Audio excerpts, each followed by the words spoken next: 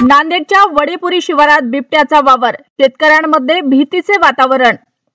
राज्यभरात वारंवार बिबट्याच्या हल्ल्याच्या घटना घडत असताना नांदेड जिल्ह्यातील लोहा तालुक्यातील वडेपुरी शिवारात बिबट्याचा वावर आढळून आला आहे।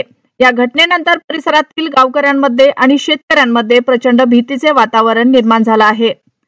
मिळालेल्या माहितीनुसार एक ऑटो चालक माता रत्नेश्वरी मंदिरातून खाली येत असताना त्याला रस्त्यावर बिबट्या दिसला।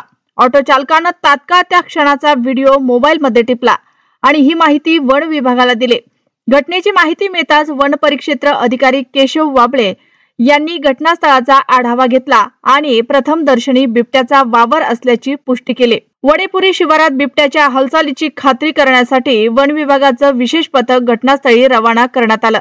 माता रत्नेश्वरी गडाच्या पायथ्याशी असलेल्या ठिकाणी अधिकाऱ्यांनी तपासणी केली असता बिबट्याच्या पावलांचे ठसे आढळून आले।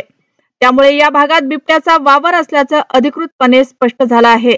सध्या वन विभाग आणि पोलिसांचं संयुक्त पथक या भागात गस्त वाढवत असून गावकऱ्यांना रात्री उशिरा बाहेर न पडण्याचं आणि एकटं फिरू नये असा सल्ला देण्यात आला आहे।